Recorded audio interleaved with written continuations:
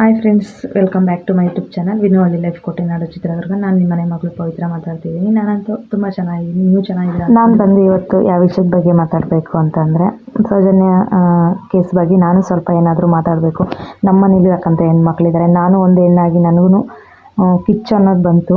ಅಂದರೆ ಯಾವ ವಿಡಿಯೋ ನೋಡಿದ ಮೇಲೆ ಅಂತ ಅಂದರೆ ನಾನು ಇಲ್ಲಿಗೆ 4 ವರ್ಷದಿಂದ ನೋಡ್ತಾ ಇದ್ದೆ. ಯಾವಾಗಾದರೂ ಒಂದು ಟೈಮು ಆವಾಗ ನನಗೆ ಅನ್ನಿಸ್ತಾ ಇದ್ದಿದ್ದು ಏನಪ್ಪ ಅಂದರೆ ಏನೇನೋ ಟಿ ವಿ ನ್ಯೂಸ್ಗಳಲ್ಲಿ ಬರುತ್ತೆ, ಸೌಜನ್ಯದು ಯಾಕೆ ಬರ್ತಾ ಇಲ್ಲಲ್ಲ ಅಂತ. ನಾನಂತೂ ಯಾವತ್ತೂ ನೋಡಿಲ್ಲ ಟಿ ವಿ ನ್ಯೂಸಲ್ಲೆಲ್ಲ, ಯೂಟ್ಯೂಬಲ್ಲೇ ನಾನು ಫಸ್ಟ್ ನೋಡಿದ್ದು. ಅವಾಗಲಿದ್ದನೂ ನನಗೆ ಅದೊಂದು ಕುತೂಹಲ ಇತ್ತು. ಅದಾದಮೇಲೆ ಸಮೀರ್ ಬ್ರೋ ಹಾಕಿರೋ ವಿಡಿಯೋ ನೋಡಂತೂ ಕರಳು ಕಿವುಚಿದಂಗೆ ಆಯಿತು. ಯಾಕಂದರೆ ನಾವು ಹೆಣ್ಣಾಗಿ ಹುಟ್ಟಿ ನಮ್ಮ ಮನೆಯಲ್ಲೂ ಹೆಣ್ಮಕ್ಳಾಗಿ ನಮ್ಮ ಮನೆ ಹೆಣ್ಮಕ್ಳಿಗೆ ಈ ಥರ ಆದರೆ ಅಂತ ತುಂಬ ಅಂದರೆ ತುಂಬ ಸಂಕಟ ಆಯಿತು ನನಗೆ. ನಾವು ಆ ಏಜಲ್ಲಿ ಇವಾಗ 10-12 ವರ್ಷದ ಹಿಂದೆ ಆಗಿರ್ಬೋದು, ನಮ್ಮ ಅಪ್ಪಾಜಿಗೆ ಹುಷಾರಿಲ್ಲದೆ ಇದ್ದರೆ ಅವ್ರಿಗೆ ಟ್ಯಾಬ್ಲೆಟ್ಸ್ ಆಗಿರ್ಬೋದು, ಇವಾಗ ಅವ್ರಿಗೆ ಹಸ್ತಲಿನ ಇದು ಬೇಕಾಗ್ತಾ ಇತ್ತು. ಅವಾಗೆಲ್ಲ 10-12 ಗಂಟೆ ಟೈಮಲ್ಲಿ 11 ಗಂಟೆ ಟೈಮಲ್ಲಿ ಒಬ್ಬೊಬ್ಬರೇ ಹೋಗಿ ಬಂದಿದ್ವಿ. ಬಟ್ ಈಗ ಅದು ನೆನೆಸ್ಕೊಂಡ್ರಂತೂ ಇವಾಗ ತುಂಬ ಭಯ ಅನಿಸುತ್ತೆ, ಇದೇನಪ್ಪ ಹಿಂಗೆ ಅಂತ. ಇಂಥ ನಮ್ಮ ಬೆಂಗಾಡು ಬರಗಾಡಲ್ಲೇ ಆ ಥರ ನಡೆದಿಲ್ಲ. ಅಂಥ ಪುಣ್ಯಕ್ಷೇತ್ರದಲ್ಲಿ ಇವೆಲ್ಲ ನಡೀತಿದ್ದಾವಲ್ಲ ಅಂತ ತುಂಬ ಅಂದರೆ ತುಂಬ ಬೇಜಾರಾಗುತ್ತೆ ನನಗೆ. ನಿನ್ನೆಯಿಂದಂತೂ ಬರೀ ಇದನ್ನೇ ನೋಡ್ತಾ ಇದ್ದೀನಿ, ತುಂಬ ಬೇಜಾರಾಗುತ್ತೆ. ಸೌಜನ್ಯ ಸಿಸ್ಟರು ಆ ಥರ ಆಗೋಕ್ಕೂ ಮುಂಚೆ ಪದ್ಮನಾಥ್ ಅನ್ನೋವಂಥವ್ರು ಕಾಲೇಜಿಂದ ಬರುವಾಗ ನಾಪತ್ತೆ ಆಗ್ತಾರಂತೆ. ಅವ್ರನ್ನೂ ಹಂಗೆ ಕಂಟಿನ್ಯೂಸ್ 30 ಡೇಸ್ ಅವ್ರಿಗೆ ಪ್ರಿನ್ಸಿಪಲ್ ಆಗಿರ್ಬೋದು, ಅದಾದಮೇಲೆ ಈ ಲೆಕ್ಚರರ್ಸ್ ಆಗಿರ್ಬೋದು ಶೋಷಣೆ ಮಾಡಿರ್ತಾರಂತೆ. ಅವರು ಹಂಗೆ ನರಳಿ ಸತ್ತೋಗಿದ್ದಾರೆ. ಅವ್ರನ್ನ ಸಾಯಿಸಿಬಿಟ್ಟು ನದಿ ದಂಡೆ ಮೇಲೆ ಎಸ್ದೋಗಿರ್ತಾರಂತೆ. ಅದಾದಮೇಲೆ ಯಮುನಾ ಅನ್ನೋರ್ನೂ ಅಷ್ಟೇ, ಅವ್ರ ಅಣ್ಣನ ಎದುರಲ್ಲೇನೆ ರೇಪ್ ಮಾಡಿ ಅವ್ರ ಅಣ್ಣನೂ ಕೊಂದು ಅವ್ರನ್ನೂ ಕೊಂದಿರ್ತಾರಂತೆ. ಇದಾದಮೇಲೆ ವೇದವಲ್ಲಿ ಅನ್ನೋರನ್ನ ಮನೆಯಲ್ಲೇ ಸುಟ್ಟು ಹಾಕಿರ್ತಾರಂತೆ, ಯಾರನ್ನೂ ಬಿಟ್ಟಿಲ್ಲ. ಅದಾದಮೇಲೆ ಸಂತೋಷ್ ರಾವ್ ಅನ್ನೋರು ಅಮಾಯಕರ ಮೇಲೆಲ್ಲ ಶೋಷಣೆ ಮಾಡಿ ಅವ್ರಿಗೆಲ್ಲ ತೊಂದರೆ ಕೊಟ್ಟಿದ್ದಾರೆ. ಯಾಕೆ ಇಷ್ಟೊಂದು ಕಷ್ಟ ಆಗ್ತಿತ್ತಾ? ಅವ್ರನ್ನ ಕಳ್ಳರನ್ನ ಹಿಡಿಯೋದು ಇಷ್ಟೊಂದು ಕಷ್ಟ. ಅವರು ಸೌಜನ್ಯ ಅವರು ತೀರೋಗಿರೋದು ಬಂದು ರೇಪ್ ಆಗಿ ತೀರೋಗಿರೋದು ಬಂದು 9ನೇ ತಾರೀಕು. ಸಂತೋಷ್ ಅವ್ರನ್ನ ಹಿಡಿದಿರೋದು 11ಕ್ಕೆ. ಆವಾಗಲೇ ಗೊತ್ತಾಗ್ತಾ ಇತ್ತಲ್ವ, ಸಂತೋಷ್ ರಾವ್ ಇಲ್ಲೇ ಹಾಕಿರ್ತಿದ್ದ. ಈ ಥರ ರೇಪ್ ಮಾಡಿರೋರು ಯಾರಾದರೂ ಅಲ್ಲಿ ಸಿಗ್ತಾರಾ? ತಪ್ಪಿಸ್ಕೊಂಡು ಓಡೋಗ್ತಿದ್ರು. ಒಬ್ಬರು ನಿರಪರಾಧಿಗೆ ಅನ್ಯಾಯ ಆಗೋಯ್ತು. ಅವ್ರು ಅಪರಾಧ ಮಾಡಿಲ್ಲ, ನಿರಪರಾಧಿಗೆ ಅನ್ಯಾಯ ಆಗಿದ್ದು ತುಂಬ ಅಂದರೆ ತುಂಬ ನೋವಾಗುತ್ತೆ. ಸಂತೋಷ್ ರಾವ್ ಅವ್ರದ್ದು ಏನೂ ತಪ್ಪಿಲ್ದಿದ್ರು 7-8 ವರ್ಷ, ಹೆಚ್ಚು ಕಮ್ಮಿ ಒಂದು 10 ವರ್ಷನೇ ಇರ್ಬೋದೇನೋ ಶಿಕ್ಷೆ ಅನುಭವಿಸಿದಾರಂತೆ ಅವರು. ನನಗೆ ಇದ್ರ ಬಗ್ಗೆ ಅಷ್ಟೊಂದಾಗಿ ಗೊತ್ತಿಲ್ಲ. ಕೊನೆಯದಾಗಿ ಏನಂದರೆ ಸೌಜನ್ಯಗೆ ನ್ಯಾಯ ಸಿಗಬೇಕು, ನಮ್ಮಂಥ ಹೆಣ್ಮಕ್ಳಿಗೆ ನ್ಯಾಯ ಸಿಗಬೇಕು. ಆ ತಂದೆ ತಾಯಿಗಳು ಎಷ್ಟು ಸಂಕಟ ನೋವು ಅನುಭವಿಸಿರ್ತಾರ, ಅವರಿಗೆ ಶಾಂತಿ ಸಿಗಬೇಕು. ಯಾಕೆ ಇಂಥ ಹೀನ ಕೃತ್ಯ ಮಾಡ್ತಾರಲ್ಲ, ಅವ್ರ ಮನೇಲಿ ಅಕ್ಕ ತಂಗಿರು ಇರಲ್ವ? ಅವ್ರ ಮನೇಲಿ ಅವರು ತಾಯಿ ಹೊಟ್ಟೆಯಿಂದ ಬಂದಿರಲ್ಲ, ಅವ್ರೇನು ಮೇಲಿಂದ ಇಳಿದು ಬಂದಿರ್ತಾರ? ಇಂಥೆಂಥವ್ರಿಗೂ ಶಿಕ್ಷೆ ಆಗುತ್ತೆ, ಮಾಡದೇ ಇರೋರಿಗೆಲ್ಲ ಶಿಕ್ಷೆ ಕೊಡೋಕ್ಕಾಗುತ್ತೆ ಕಾನೂನು ಕೈಲಿ. ತಪ್ಪು ಮಾಡಿರೋಂಥವ್ರಿಗೆ ಹಿಡಿಯೋಕ್ಕೇನು, ಕೊಡೋಕ್ಕೇನು? ದೇವರೇ ಕೊಡಬೇಕು. ಮಂಜುನಾಥ ಸ್ವಾಮಿ ಇರೋದೇ ಸತ್ಯ. ಆದರೆ ಈ ವರ್ಷ ಮುಗಿಯೋದ್ರೊಳಗೇ ನಮ್ಮ ಸೌಜನ್ಯಗೆ ನ್ಯಾಯ ಸಿಗುತ್ತೆ ಅಂತ ನಾನು ಅಂದ್ಕೊತೀನಿ. ಎಲ್ಲರ ಪಾಲಿಗೂ ಮಂಜುನಾಥ ಸ್ವಾಮಿ ಇದ್ದಾನೆ. ನಾವೇ ಕಷ್ಟ ಅಂತ ಬೇಡ್ಕೊಂಡ್ರೆ ಅದು ಸಾಲ್ವ್ ಆಗುತ್ತೆ. ಅಂಥದ್ರಲ್ಲಿ ಸೌಜನ್ಯ ಯಾಕಪ್ಪ ಮಂಜುನಾಥ ಸ್ವಾಮಿ ಈ ಥರ?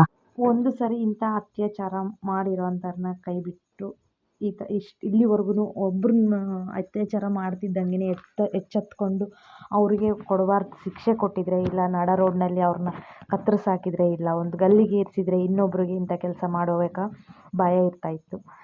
ಯಾವುದೇ ಭಯ ಇಲ್ಲ ಬಿಡು. ಅವ್ರನ್ನ ಆ ಥರ ಮಾಡಿದ್ವಿ, ಅಲ್ಲಿ ನಡೀತು ಇಲ್ಲಿ ನಡೀತು ಅಂತ ಹೋಗ್ತಾನೇ ನಮಗೆಲ್ಲ ಸ್ವಾತಂತ್ರ್ಯ ಇಲ್ಲದೆ ಥರ ಆಗ್ತಾಯಿದೆ. ಒಂದು ಜಸ್ಟಿ ಅಂತ ಸಿಗಬೇಕು ಹೆಣ್ಮಕ್ಳಿಗೆ. ನಾವು ಯಾವಾಗ ರಾಮರಾಜ್ಯ ನಮಗೆ ಸಿಗುವಂಥದ್ದು? ಗಂಡು ಮಕ್ಳು ಹೆಂಗೆ ಹೊರಗಡೆ ಹೋಗಿ 8-9 ಗಂಟೆ ಆದರೂ ಬರಲಿಲ್ಲ ಅಂತಂದರೆ ಯಾವುದೇ ತಂದೆ ತಾಯಿಗೆ ಬಿಡು ಬರ್ತಾನೆ ಅವನು ಅಂತ ಅಂದ್ಕೊತಾರೆ.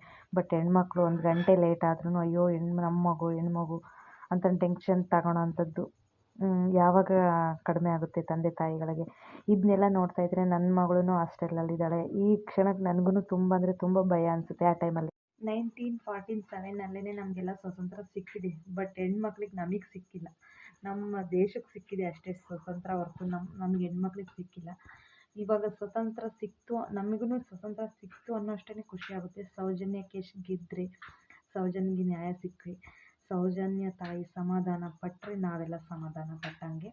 ಇದಾದಮೇಲೆ ಯಮುನಾ ಏನಿದ್ದಾರೆ, ಪದ್ಮನಾಥ್ ಏನಿದ್ದಾರೆ ಇವ್ರಿಗೆಲ್ರಿಗೂ ಇದ್ರ ಜೊತೆ ಇವ್ರಿಗೆಲ್ರಿಗೂ ನ್ಯಾಯ ಸಿಗಬೇಕು. ಇವ್ರ ಥರ ಯಾರ್ಯಾರು ಶೋಷಣೆಗೊಳಗಾಗಿದ್ದಾರೋ ಅಂಥ ಪ್ರತಿಯೊಬ್ಬರಿಗೂ ನ್ಯಾಯ ಸಿಗಬೇಕು. ಇಂಥ ಕೇಸ್ಗಳು ಎಷ್ಟೆಷ್ಟು ವರ್ಷದಿಂದ ಮುಚ್ಚೋಗಿದ್ದಾವೆ ಅವೆಲ್ಲ ಹೊರಗೆ ಬರಬೇಕು. ಹೆಣ್ಮಕ್ಳಿಗೆಲ್ಲ ನ್ಯಾಯ ಸಿಗಬೇಕು. ಇದಾದಮೇಲೆ ಸಮೀರ್ ಬ್ರೋ ಅಂತವರು ಎಷ್ಟು ಜನ ಧ್ವನಿ ಎತ್ತಿ ಸೌಜನ್ಯ ಬಗ್ಗೆ ಮಾತಾಡಿದ್ರು ಅವ್ರಿಗೆಲ್ಲರಿಗೂ ನನ್ನ ಹೃದಯಪೂರ್ವಕ ಧನ್ಯವಾದಗಳು. ತುಂಬ ಅಂದರೆ ತುಂಬ ಸಂಕಟ ಆಗುತ್ತೆ. ಇನ್ನು ಮುಂದೆ ಯಾರೇ ಆಗಿರಲಿ ಈ ಥರ ಮಾತ್ರ ಬೇಡ, ಅದು ನಾವು ಊಹೆ ಮಾಡ್ಕೊಳಕ್ಕೆ ನಮ್ಮ ದೇಶದಲ್ಲೇ ಈ ಥರ ಆಗಬಾರ್ದು. ಯಾವ ಹೆಣ್ಮಕ್ಳಿಗೂ ಈ ಥರ ಪರಿಸ್ಥಿತಿ ಬರಬಾರ್ದು. ಈ ಥರ ಪರಿಸ್ಥಿತಿ ಬರಬಾರ್ದು ಅಂತ ಅಂದರೆ ನಮ್ಮ ದೇಶ ಯಾವ ಥರ ಆಗಬೇಕು ಅಂತಂದರೆ, ನಮ್ಮ ದೇಶದಲ್ಲಿ ಏನು ವ್ಯವಸ್ಥೆ ಬರಬೇಕು ಅಂತಂದರೆ, ಎಲ್ಲಿ ರೇಪ್ ಆಗುತ್ತೋ ಅಲ್ಲೇ ಅವ್ರನ್ನ ಹಿಡಿದು ಕೊಚ್ಚಿ ಕೊಲ್ತಾರೋ ಅವತ್ತಿಗೆ ನಮಗೆ ಹೆಣ್ಮಕ್ಳಿಗೆ ಸ್ವತಂತ್ರ ಸಿಕ್ತು ಅಂತ ಅರ್ಥ. ಆವತ್ತು ನಾವೆಲ್ಲ ನೆಮ್ಮದಿಯಾಗಿ ನಿದ್ದೆ ಮಾಡ್ತೀವಿ ಅಂತ ಅರ್ಥ. ನಾನು ಕೇಳ್ಕೊಳೋವಂಥದ್ದು ಕಡೆಯದಾಗಿ ಇಷ್ಟೇ, ಸೌಜನ್ಯಗೆ ಯಾವ ಥರ ಅವಳು ವೇಲಲ್ಲೇ ಕಟ್ಟಿ ಅವಳು ಬ್ಯಾಡ್ಜಲ್ಲೇ ಕೈ ಕಟ್ಟಿ ಅವಳನ್ನ ಕೃತ್ಯವಾಗಿ ಎದೆ ಭಾಗನೆಲ್ಲ ಕಚ್ಚಿ ತಿಂದು ಅವಳ ಯೋನಿ ಭಾಗಕ್ಕೆ 6 ಇಂಚು ಮಣ್ಣು ತುಂಬಿದ್ರು ಅವ್ರಿಗೂ ಅದೇ ಥರ ಶಿಕ್ಷೆ ಆಗಬೇಕು. ಆ ಥರ ಮಾಡಿರೋರಿಗೆ ಯಾವುದೇ ಕಾರಣಕ್ಕೂ ಬಿಡಬಾರ್ದು. ಮಂಜುನಾಥ ಸ್ವಾಮಿ ಇರೋದೇ ಸತ್ಯ, ಆದರೆ ಅದು ಮಂಜುನಾಥ ಸ್ವಾಮಿ ಇರೋದು ಸತ್ಯ ಆಗಿರೋ ಅಷ್ಟೊತ್ತಿಗೆ ವರ್ಷಕ್ಕೊಂದ್ಸರಿ ಆದರೂ ಉರಿ ತುಂಬಿಸ್ತಾ ಸೌಜನ್ಯ ಬಗ್ಗೆ ಈ ಥರ ಮುಂದೆ ಬರ್ತಾ ಇರೋದು. ಅಂದರೆ ಸಮೀರ್ ಬ್ರದರ್ ಅಂತವರು ಮುಂದೆ ಬಂದು ಧ್ವನಿ ಎತ್ತಿ ಮಾತಾಡೋಕ್ಕಾಗ್ತಾ ಇರೋದು. ಅವ್ರ ಜೊತೆ ನಾವು ಸೇರಿಕೊಂಡು ಅವಳಿಗೆ ನ್ಯಾಯ ಸಿಗಲೇಬೇಕು, ಸೌಜನ್ಯ ತಾಯಿಗೆ ಸಮಾಧಾನ ಆಗಲೇಬೇಕು ಅಂತ ಮತ್ತೆ ನಾನು ನಿಮ್ಮಲ್ಲಿ ಪ್ರಾರ್ಥನೆ ಮಾಡ್ಕೊತೀನಿ ಅಂದ್ಕೊಳ್ರಿ. ಈ ವಿಡಿಯೋ ಯಾರ್ಯಾರೆಲ್ಲ ನೋಡ್ತಾ ಇದ್ದೀರಾ ಪ್ರತಿಯೊಬ್ಬರೂ ಸೌಜನ್ಯ ಬಗ್ಗೆ ಧ್ವನಿ ಎತ್ತಿ ಮಾತಾಡೋಕ್ಕೆ ಟ್ರೈ ಮಾಡಿ. ಎಲ್ಲೂ ಹೀನವಾಗಿ ಕೆಲವು ಕಡೆ ಮಾತಾಡ್ತಾ ಇದ್ದಾರಂತೆ, ಆ ಥರ ಮಾತ್ರ ಆಗೋದು ಬೇಡ.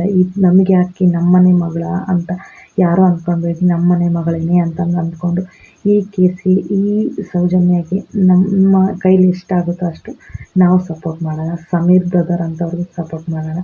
ಇದಾಗಿತ್ತು ಇವತ್ತಿನ ವಿಡಿಯೋ. ಈ ವಿಡಿಯೋ ಇಷ್ಟ ಆದರೆ ಒಂದು ಲೈಕ್ ಮಾಡಿ. ತಪ್ಪದೆ ವಿಡಿಯೋ ಯಾರ್ಯಾರೆಲ್ಲ ನೋಡ್ತಾ ಇದ್ದೀರಾ ಸಬ್ಸ್ಕ್ರೈಬ್ ಆಗಿಬಿಟ್ಟು ವಿಡಿಯೋ ನೋಡಿ ನಮ್ಮಂಥ ಹೊಸ ಯೂಟ್ಯೂಬರ್ಸ್ಗೆ ಸಪೋರ್ಟ್ ಮಾಡಿ.